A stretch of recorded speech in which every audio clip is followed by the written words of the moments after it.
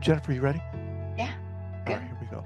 So 5, 4, 3, 2, and 1.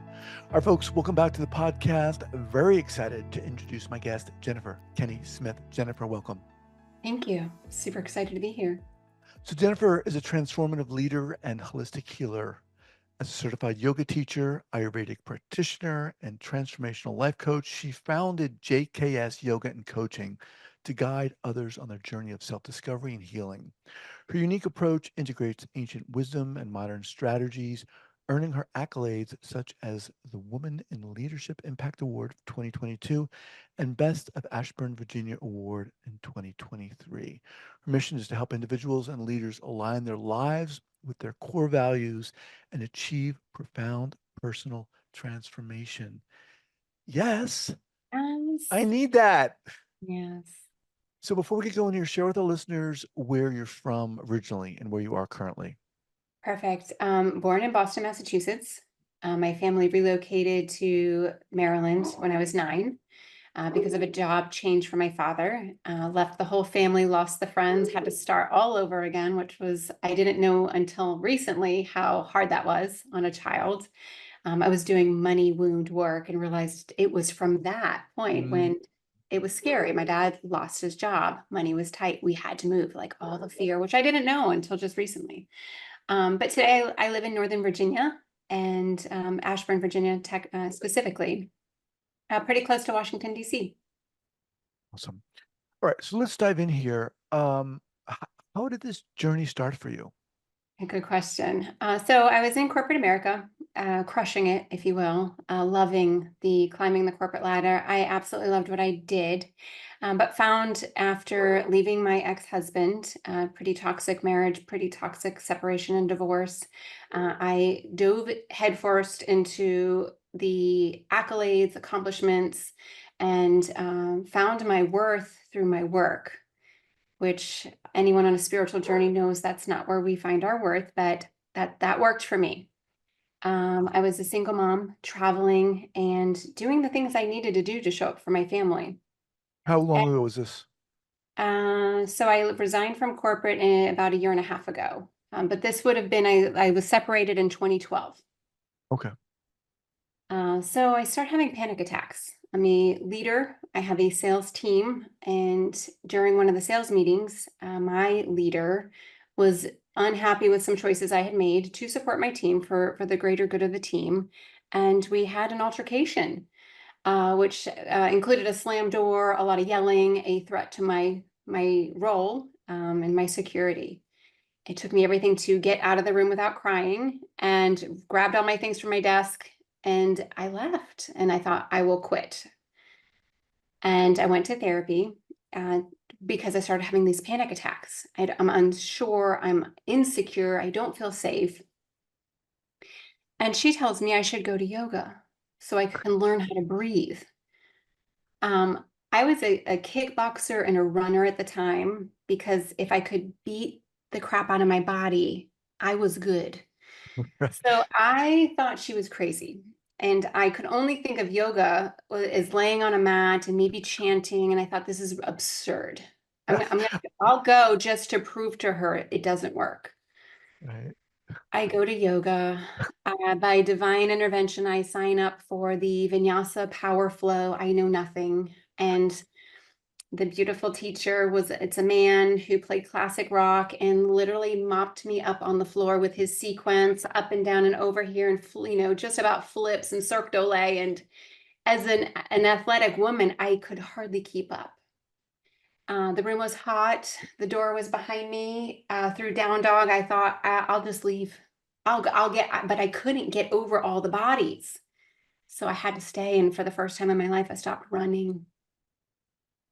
I stopped running and Wow. I got to find myself on a yoga mat, face down, child's pose, crying, crying everything and anything that had been repressed, suppressed, and contained in this false identity of a performer without having any connection to who I truly was.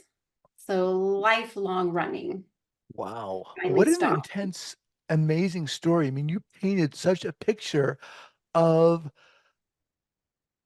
a woman who, right, finds her strength in what I think a lot of us are brought up to believe we should find strength Yeah. and worth and identity in. Yeah. And things wow, what an incredible yoga experience. Yeah. Jesus. So, Yeah. Let's all do yoga, right? well, it's so amazing to, you come on you, we've never met before. You come and within 30 seconds you've created this story and this picture of really what health is, what spirituality in a sense is, what even beyond health, what nurturing is, recognizing that. So you go to this yoga experience, you Yeah. can't run out. For the first time, I love that. I stopped running. What happened after that? So I went back uh, to finish that story. They were sweet enough, this yoga studio, to give you these little white towels that I fell into the towel that just collected everything that was pouring out of me. And I stayed long enough for the whole room to exit because I just couldn't. There was so much shame. I didn't even know what was happening. Cracked open, hearts just hemorrhaging. Right. I couldn't leave with the room full. So I waited and I cleaned up my mat and went home, and I couldn't even tell you that I had any concept of what was beginning this transformation. So I went back. I went back every single day for the entire summer. And at the end of the summer, there was a sign at the end of the hallway, and it said, as if there's like lights from heaven shining on it. Ah! It says yoga teacher training, your 200-hour. And I thought, I can actually learn this and teach this. And if I could no longer having panic attacks, no longer having high functioning anxiety, no longer feeling blue, low, and these So all that stopped. all of it stopped. Jesus. It was incredible. Here's what I know. The body keeps the score. We understand this. So when there's emotional trauma, micro trauma, macro traumas, it doesn't matter. It's inside of us. It's dormant, but it's still manifesting into this inflammation, into disorder, dysregulation, whatever words we want to call it. We're not well. And we know it because we're showing up with the facade of everything is awesome. We put it on Facebook, on Instagram, but deep down inside, we're going to sleep. And if we're ever quiet enough to hear the call and the cry of the soul, we know we're not good. Mhm. So I decide I'm going to do this yoga teacher training. I'm going to wounded healer at the time, not knowing, but I'm going to help everybody else heal themselves because look what I've done to me. And it was quick, it was rapid. Now, I've been studying spirituality probably my whole life. I mean, I had cries out to God as a little girl, "Oh, take me home." We learn as I'm a Christian woman, we learn that God calls his children home. I'm a child. I was in a dysfunctional home. I was full of pain, lots of anger in the house, lots of disorder. And I'm like, Jesus, take me home. I am not supposed to be here, crying out to the moon and the stars. And he's like, sister, stay. You are here for the long, long journey. So I enroll in teacher training. I quickly moved through that. I enjoy it. I got hired right away. I Oh started my teaching God. right away. And I find a whole new place to express, expand, to teach, to connect. And one thing I decided as a teacher was on the mat. I remember moving through these rigorous flows. The harder the better for me because I could cry. I could purge, I Mhm. could move, and my body felt different. I felt awake in a way that no other elixir was giving me. You don't feel like that with a bottle of wine. You really feel pretty Mhm. low with that, or there wasn't enough winning at work that made me feel this joyful. But at the end of the class, I remember pulling out of Shavasana and waiting for someone to meet my eyes to say, I see you. I got you. Like that, whatever that was beautiful. Mhm. Not the sequence, not the asanas, but the experience. And everybody was packing up and rolling up their mats, taking their water, and they're gone. They weren't connected. They weren't in a metaphysical experience with me, solo. Mhm. Mhm. And I thought, when I get to teach, when I get to that place, I will ensure I see everybody. I will witness them. I will hold the space. I will connect with them when they're walking out. And we did. And this beautiful thing happened, that they started seeing each other, that there was a communing happening before class, not just roll out the mat, get down Mm-hmm. in the opening sequence, but hey, I see you. This incredible connection. We just want to be seen. We want to be validated. We want to be affirmed. We want to be loved. And if I could curate that in a safe, sacred space while life is happening outside of those doors and they get to come in and shift and process and move and breathe and celebrate in joy, we're winning. The collective starts to heal. So that was how the yoga journey really started for me. That is incredible. How did what happened to the panic attacks and the insecurity? Talk a little bit more specifically about how that kind of dissipated? Yeah, it's a great question. I had to do a reverse blueprint to figure it out so I could actually learn how to teach from that perspective. What I believe has happened, and what I believe has happened to a lot of us, is throughout life, when life presents these circumstances, these trials, these traumas, that they can feel like an abandonment or an isolation or an assault, physical and energetic, right? These great assaults to the soul. They feel like heartbreak, they feel like grief, they feel like pain and suffering. And there's a time and a place where it's happening to us. But then there's a time and a place where we're old enough to speak our voice, to speak our truth. Mhm. Don't touch me. Don't do that. I'm not okay with that, to practice boundaries. But if we haven't learned our inherent worth and we don't know how to move into that opening rather than staying in that contraction, if we don't have that, we continue down that same pattern of woe is me, that victim mentality. Life is hard. The struggle is real. I'm not good enough. I'm not worthy. I'm not lovable. I lived there for so long. What I believe happened on that yoga mat was that continuation of opening. There, I couldn't stay in a fetal position. I was forced to open from constriction. So this ascension happening, and then you can't stay in that pain when you start to feel the joy. And the way yoga poses work is there is this the twisting or the compression there, but then there's the opening. So if you Mhm. think about holding something long enough that the pain starts to come up and the discomfort, the challenge, and they teach you to not react. Mhm. I can't cry about it. I mean, I could, but instead I become reliant on my breath. Start to embody that there is a spirit, there's a soul, there is worth, there is love in me, inside of the body at an energetic level, that I am Mhm. more than the body. So the expansion started happening by the practice. Wow. So we start to find the inherent worth. You start to find the times where you quit on yourself, where you lacked the integrity to stand in that truth and say, no more. I can. Yes, we can. We are totally capable and competent beyond all recognition, because we are gifted with that breath of life. So I believe feeling the energy shift in the body, eradicating the pain every time I cried, every time I let go, every time I found a new win, a new peak pose, a new way to go, hell freaking yes, I am. Here we are, let's go. So the body shifts physically, the body shifts energetically, the whole self shifts emotionally, and we start to feel, maybe for the first time, a relationship with self. So what was this abandonment of others who I think were assigned to us to hopefully care for us, and maybe they couldn't, maybe they didn't. So then we abandon self. We stop speaking up. We stop asking for help, and we stop searching for the purpose, for the meaning. And we look externally, somebody else validate me, somebody else, honor me. Mhm. And that's not their job. It's our job. So on that mat, swimming through all that pain, eradicating it finally, to speak into the truth of, I am here. Oh, wait, here I am. Wait, who am I?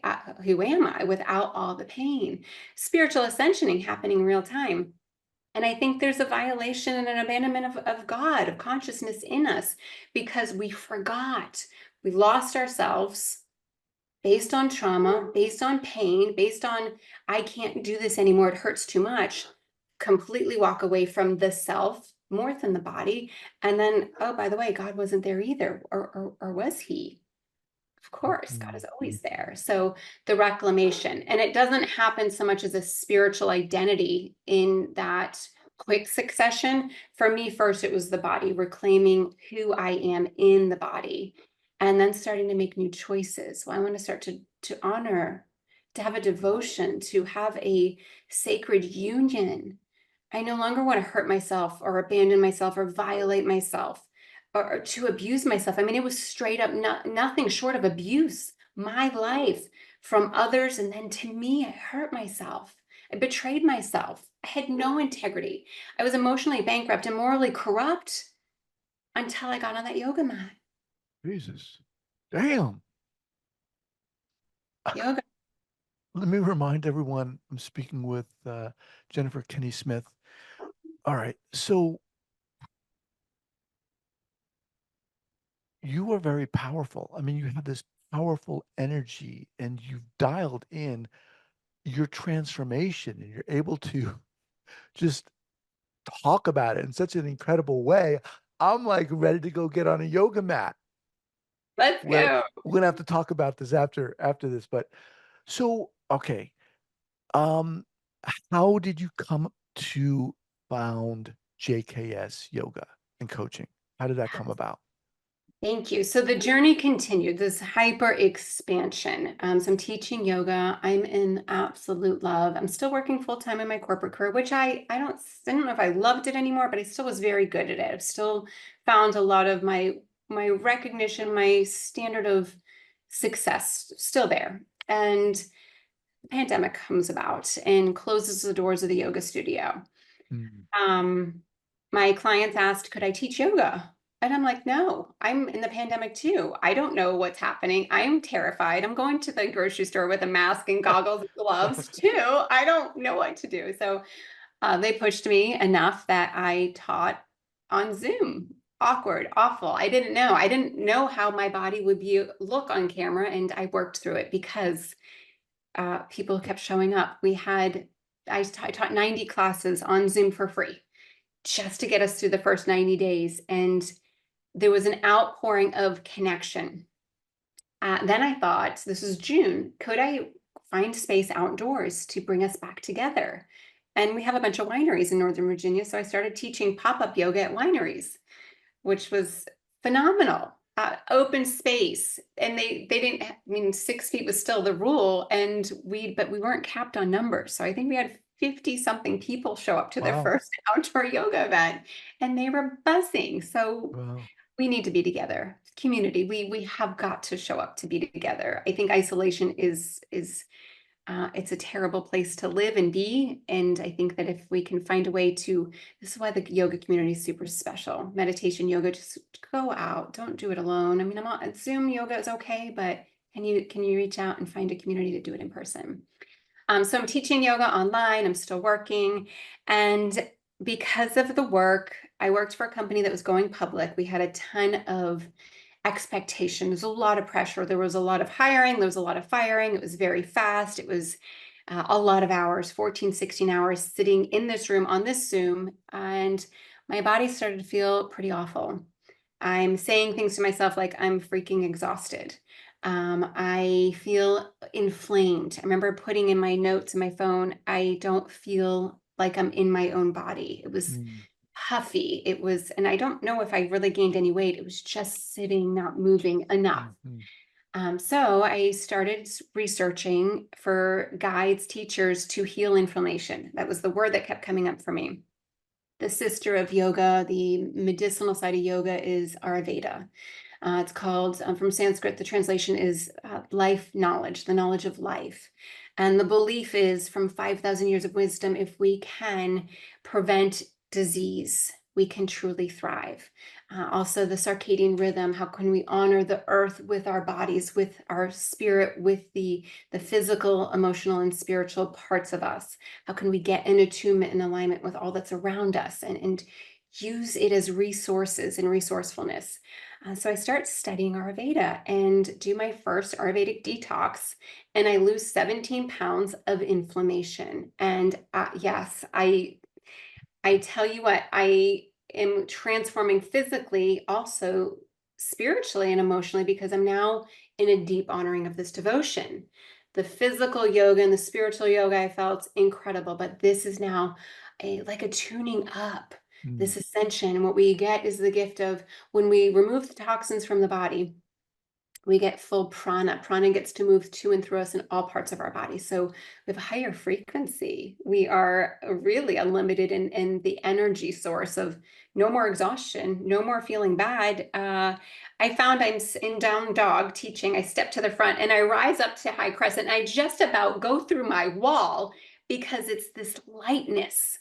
So what feels of the gross body, the physical body, it feels heavy. There's muscle, there's bones, there's ligaments, there's plasma, there's all the stuff. But when you move into lightness, light as in structure, but also energetic lightness, you move different. So I begin the healing process physically and energetically through the study of Ayurveda, end up studying with this beautiful woman for 2 years to really learn how to tune it up, heal it up. And we combined yoga and Ayurveda to be in a mastermind, how to deeply heal from the inside, Mm. how to eradicate those old wounds, that trauma, when we start to realize I can heal because I'm worthy of it, and calling on the ascension of we are worthy of this life, to be joyful, to be expansive. It doesn't have to be pain and suffering. Sure, things will happen and things can be tough, but it's not a life sentence.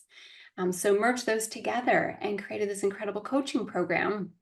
And one other piece to that, same season of that pandemic, um, I started studying under Tony Robbins for life coaching, changing the patterns of the brain, changing how stories have been encoded on us, whether from culture or the patriarch or religion or family. I come from a deep line of alcoholics, the entire bloodline on both sides. I stopped drinking this past year and a half now, I think. Yeah, a year and maybe 8 months. I just can't be a part of numbing out to not feel, because now I know if I move through it, I move through it. So learning from Tony that their stories are not just what happened to us, but the meaning we put to it, the way Mhm. we let it define us, and to start moving away from the caged life. There's so many times we have the thing that happened, and then we feel a certain way about what happened, and we don't know that the door is freaking open, and we literally have the key in our pocket, but we're like, it's almost easier to stay in that easeful, although sounds like it's pretty shitty, but it's easier than doing the work, because we're like, well, if I open the cage, then I got to go do the things. Right. Do the things. It's not hard. It's just making that next step. And it can be a Kaizen, it can be small incremental changes, or it can be huge quantum leaps. But there's nothing worse than staying in suffering when you know on the other side is joy, is health, is wellness, is connection, is love, contribution, and the collective being together. So merge all that together, shake it up. That's my coaching. That's what I do. So you do this looking at your website, which is jksyoga.com. You have masterclass, you have a coaching, you do this in retreats. Do you just work with women? No, no, Okay, I was called this year. I'd been working with women, and I love working with women because I see myself in so many sure. of them. But this year, this past March, I was at an event and I had this calling and kind of pulling of put up a post. And I put up a post on LinkedIn, which was my background in my corporate career. And that's mostly men I worked with. It was 20% women in that industry I came from.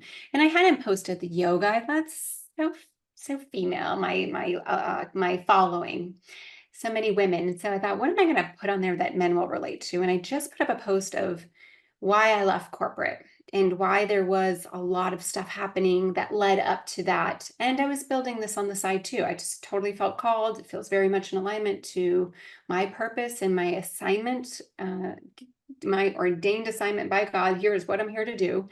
And I put up a post. And I got more comments and more DMs from executive men, CEOs, founders, Wow. This was on painters. Instagram or Facebook? It was on LinkedIn, Okay. asking to do a discovery call. And it was pretty much the synopsis, which came up with my latest tagline. I help people end their midlife crisis and jumpstart their midlife awakening. And they were like, I think I might be in a midlife crisis. And what you're doing sounds like I'd rather do that awakening than this crisis. From someone in the middle of an affair and he doesn't know why, someone who is running a major organization but has diabetes and some other autoimmune, doesn't know why. And as I start to unpack, tell me about the relationship with your parents. Both of them alcoholic families or major childhood trauma, just completely suppressed, doesn't understand that was the driver behind the identity of them wanting to be an overachiever, high performer, Mm, because the facade, just like I knew, made us feel good, made us feel important and special. It's all that we want. But when we're searching in all the wrong places, not coming home to ourselves, to our creator, we will keep looking for it. And it's the big myth. It's the lie. It's dirty little liar out there that it's something outside of us. mhm. We're the antidote. We hold the keys to the pain being released, but we have to sit long enough with ourselves and make that decision.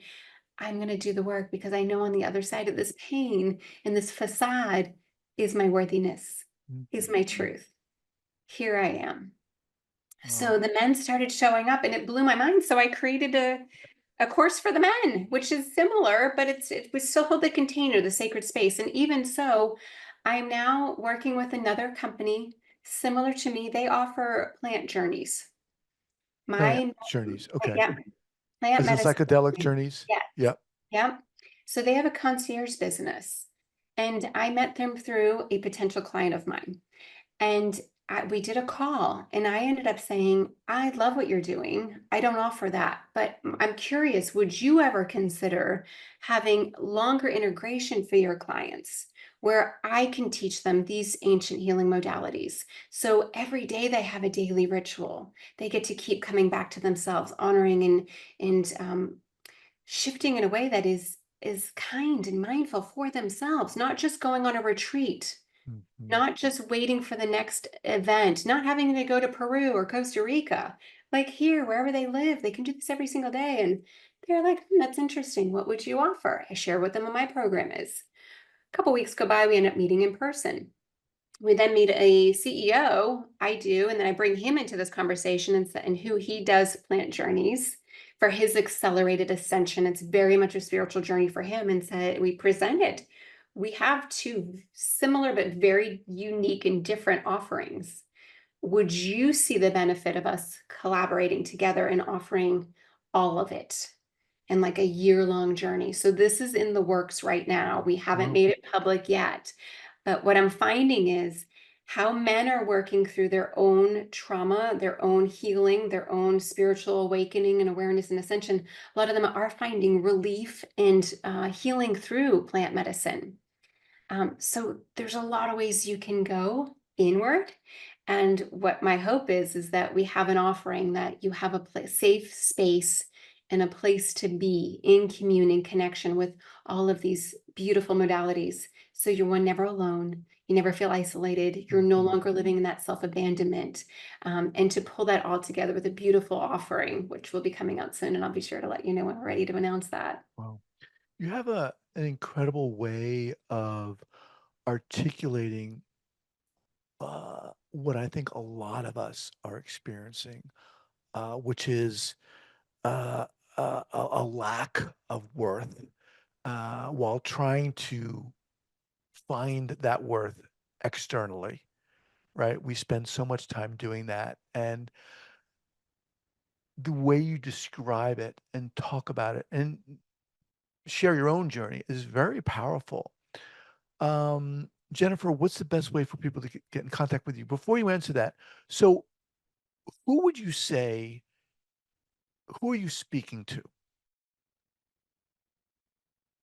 Speaking to anybody, male or female, in any line of work, honestly, that feels that there is something more, that feels at the core of them, this polarity of, I know there's more, and I know I've heard it, whether it was in scripture, at a church, or on a podcast, and I've heard the stories of those who have found that ascension, that worthiness, and they're showing up in that way, but deep down inside, I don't know if I'm worthy. I know I am, but I don't know how. I don't know how to find that expansion. For me, it was hands and knees, literally crying my guts out, waiting for somebody to show up. And it didn't happen that way. Mhm. Honestly, it wasn't until I got on that yoga mat. So anyone that is searching for that meaning and fulfillment and the identity shift of it doesn't have to just be the job. It doesn't have to just be the family.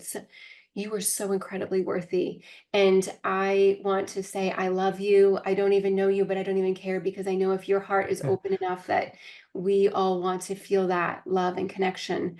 Um, I want to encourage you to write it down, claim it and name it, and call in the teachers, the guides, the healers, and show up and just trust the process. And know by the breath inside of your lungs is the example that you were worthy to be here because you were given another breath today. We in yoga we look, it's really from the pranayama form, which is really the breath practice. We are instructed and taught that we have so many breaths in this lifetime. You get 25,000 breaths a day. If you get that next breath, can we honor that this is a sacred experience and that the suffering can end with you? That you can absolutely change the trajectory of your life, as your children's life, as the people that you touch. When you make that decision, I'm going to start to allow people into my life and begin this healing journey. Bam! Love it. Thank Jennifer, you. how do people reach you? What's the best way? JKS Yoga and Coaching on Instagram. I'm also Jennifer Kenney-Smith on LinkedIn. JKS Yoga is the website, jksyoga.com. Anyway, they all have DMs on there and they can reach out to me that way. It is me that responds. It is not a bot or my VA. It is me. Right. I'm extremely passionate about the conversation in your story. Your story is so special and sacred, and it would be my honor to hear it and to meet you. Awesome. And we'll have this linked up at the show notes page at the traumatherapistpodcast.com. Jennifer, come on. You are so friggin' inspiring. I love it. I'm glad I met you. Love to have you back at a later time and love the work you're doing. Thank you for being here. Thank you so much for holding the space, for doing your work. I'd love to witness you, and thank you for bringing teachers on here so we can all learn from the work that you're offering. Thank you. Thank you. All right. Take care.